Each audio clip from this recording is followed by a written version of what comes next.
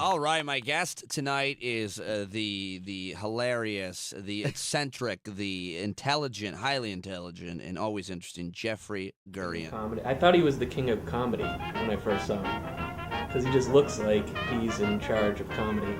Don Juan meets Hugh Hefner meets Phil Spector in terms of if I had to like bottle him up or whatever, encapsulate him in something.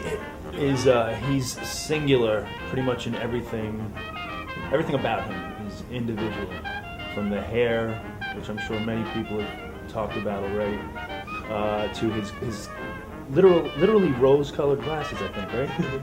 he literally has rose-colored glasses.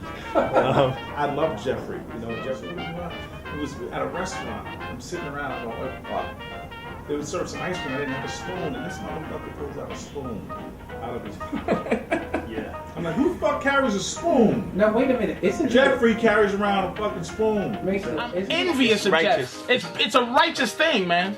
It really is. Jeff is amazing. So yeah, Jeffrey is just unique, but in just such an endearing, genuine way. He's got a gentle spirit, a warmth. He's very touchy-feely. He's very tactile. He's a healer. And you feel that with, all joking aside, when he touches you, there's a warmth to it. It's very present. I don't know if that warmth comes from the hair. Maybe that it was all tied together. There was an electrical incident. But He's always. I love when he's at the shows. He's always like a calming presence. Jeffrey knows everybody in comedy, in the comedy business. He knows people that aren't in comedy yet. They're going to be. That's right. He's got like a file. He tracks people down before they're even comedians. If you don't know Jeffrey, then you're probably not a comedian. You're not really a comedian, because he's just that entrenched in the business, and he's like John said, he's everywhere. He pops up. You're never surprised to see Jeffrey.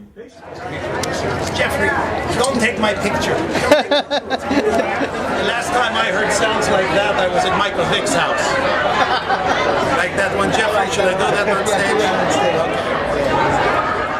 Give me a town car to get to the tell strip. Richie, yeah. I don't think Richie will do that. You never know. It's great to see you, man. Good to see you. Always good to see you. Oh my goodness, it's Carol Foster. Look who's here, Carol Foster. Oh, it's amazing. No, you look amazing. You stand totally. Just the fact that you're here means a lot to me. Thank you. Of course, Jeffrey, for you. You're very. You know of the comics group, right? Everybody. I do, absolutely. Yeah. Everybody got started there. Yeah, Jerry Seinfeld, Chris Rock. I would love to go on stage. Eddie Murphy. Absolutely. I do all of their jokes, so that'll be perfect. I would love to come there and show all the material I've stolen. Hello, Jeffrey. Look at all the pretty women taking pictures of. We should be taking pictures of you. That's what I'm saying. It's an alternate universe. Did you? Whatever, we can talk about that later. So, welcome to Night of Too Many Stars, Sarah. This man is very responsible for the success of this event. He gave his heart and soul and time and love and lent it to this event, and is a very, very big part of why it was such a success. And we love him for that. All the Grodins. Take this as an invitation. Anytime you want to come to the comic strip, I will definitely do that. Will you? I promise I'll come by. I'd love to. I know my history. Yeah, I'm going to give you my card. That'd be awesome. Yeah, I'll definitely come by. All right, cool.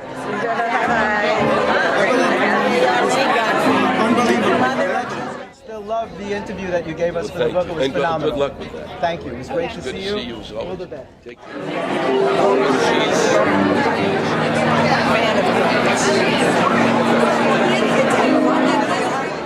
Great taste in women, but tonight his date is a dog. I love what you do. Seriously, I've been a fan for a long time, and I'm looking forward to all your creative endeavors. Thanks so much, John. I appreciate it. Pointing that thing at me. It reminds me of the Catholic school. He is a producer, a director, a radio announcer, an author. Have I left anything out? Actor, comedian, plumber, dentist. He's a dentist. Please give it up for Jeffrey Gurian.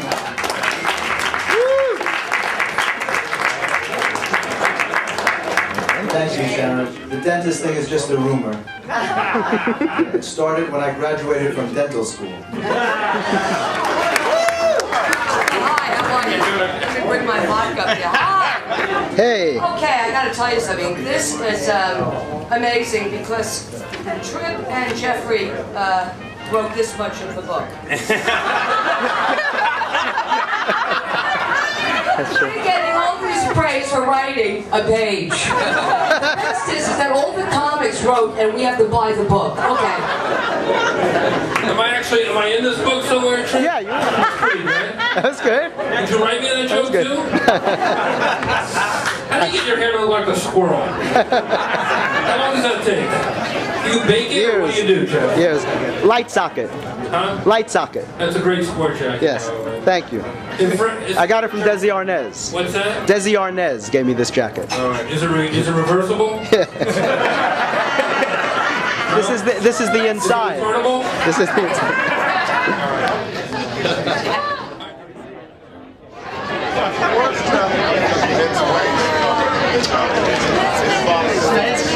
It's my dear friend Camilo. Is that cool? Okay, now, in your opinion, was I trying to see Oh, Friar. Good to see you. What up, baby? How the book? What do you think about the Kanye tweets that we completed? I think it's cool.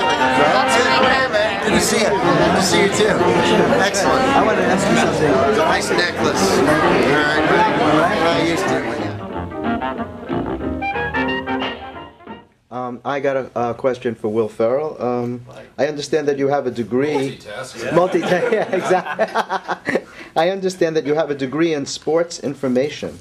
First of all, what is sports information, and do you use that in your work? Is that why you do a lot of films about sports? And what is the next sport that you'd like to do? Well, I'll answer the last question first. I'd love to do an expose on a guy who interviews people with a handheld mic and a video camera and just travels the world. It creates a new sport. It's coming up in the Olympics. When most of the good conversation happens and the good relationship building, the bonding, if I'm not there, I'm gonna miss it. So I go down and occasionally have a puff or whatever. It's a good thing they don't do drugs. That's true. But I see you at all comedy events. So do you prefer comedy? Do you enjoy comedy? And would you ever do stand-up? I do not have the balls big enough, excuse my French, to do comedy. I don't think I'd be able to handle hecklers very well. You beat them up. And that's not funny. I would like to see that. I think you lose the audience when that happens, don't you? That would be a great sketch on SNL That's of a funny. comic who takes on the audience. That would be great. That would be funny. It would be a good way. Next, are you coming to the Matt Lauer roast? Any desire to do comedy? Yeah, I think I do. I think I do comedy all the time. I just don't do I try. I mean, not try not, but I just haven't ended up in a lot of just comedies. I think there's a lot of comedy in a lot of things. You find it by accident and stuff. But I like Long Kim Polly and those things. I do. It was a lot of fun. What I like best is that you're breaking down a stereotype. Until recent years, no one knew that Indian people could be funny. It just wasn't happening. And then, would you actually ever like to do comedy? I'd love to, yeah. Because I'm a comedy writer, and I think it's interesting when you put somebody who's not used to doing it in a comedic role. Sometimes they turn out really good. That's just looking for that right thing. Do you have a serious about doing comedy? Romantic comedy coming your way. Sounds great. You have a real comedic flair. Have you ever thought of trying stand-up comedy or No. Oh, no. No? I have utmost respect for stand-ups, but writing your own material and then hoping that people find it funny would just make me so insecure. It's the hardest thing in the world. Yeah. I love improv, the Groundlings and Upright Citizens Brigade. Those things, those actors are amazing. Weren't you on Dancing with the Stars? No, No, they yeah. didn't hook me up a year, so I quit. Yeah. That would be my part. When do you want to come up on the show again? As soon as you'll have me. Okay. Call Cha-Cha and come up over Christmas. Oh yeah, Cha-Cha. Okay, good. Sydney turned it into a Greek tragedy. That was Sydney's idea. This would work. And that's where his knowledge he's got a lot of knowledge about the history of storytelling. Melodrama was what he wanted to call it. Yeah, exactly. He But fought to call it a melodrama. he didn't know that expression has been outdated for 35 years. 1810. Yeah. Nobody calls anything a melodrama anymore. That genre doesn't exist anymore. I want to ask you on a personal question about this. Do you think that, in general, that men would risk everything for sex? I mean, we did. I gotta think about that. I have a filming question I wanted to ask also. Yeah, we're on a psychological tip. Yeah, I know. We'll let you know when we're done. I know we're running out of time. He said, I'll call you tomorrow. I've got something to talk to you about. I didn't hear from him for 2 weeks. And I got a call from the secretary saying he gets back from China today and he's very sick. Oh, yeah. Okay. Don't say I said it. And then he came. And how did you name such a violent man Dorothy? Where did that come from? That's something to do with the Wizard of Oz. So, I heard a couple of stories. First, that this was your first paid gig, was at the comic strip. And yeah, ching, $7. Wow. Yeah. That must have felt great, huh? You remember? Give it all to my wife.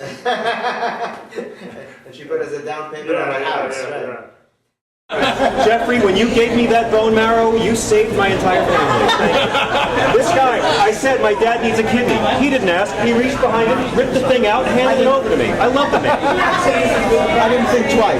When they wanted to bulldoze that tree, and you chained yourself to it for 3 weeks without bathing or having a toilet, I said, that's a good man.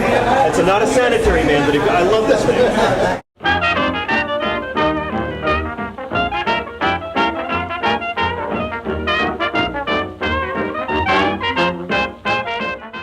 I just want to welcome you here. You're one of the comic strip family. First of all, thank you.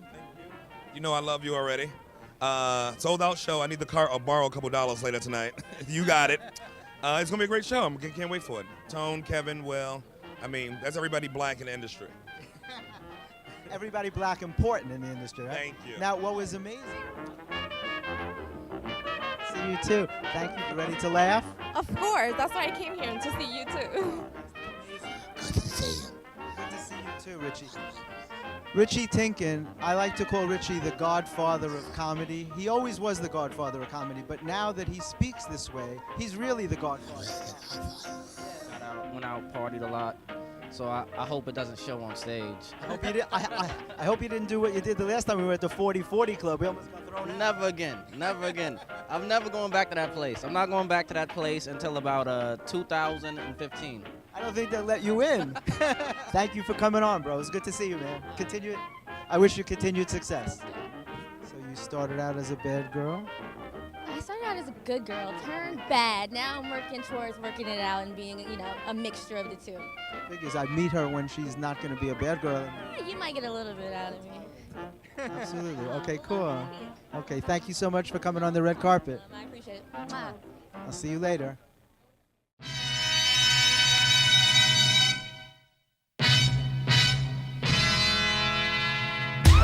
You know who this guy is? This is the guy that no one ever know who is really the guy. The guy that everywhere you go, you step up in a place, you see him at the front door, you don't know who he is, you know he got to be in there. He is somebody to be reckoned with.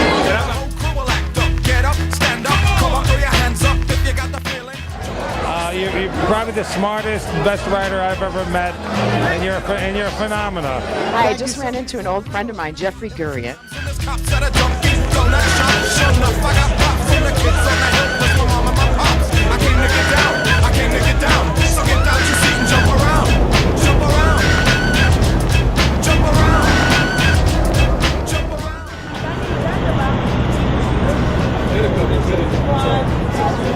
How long do we know each other, man? About 1,002 years. Decades. I walked into the Palladium and it just opened. That wasn't rude at all, and I kind of like that, actually. Did you cut it? We have to go take a minute.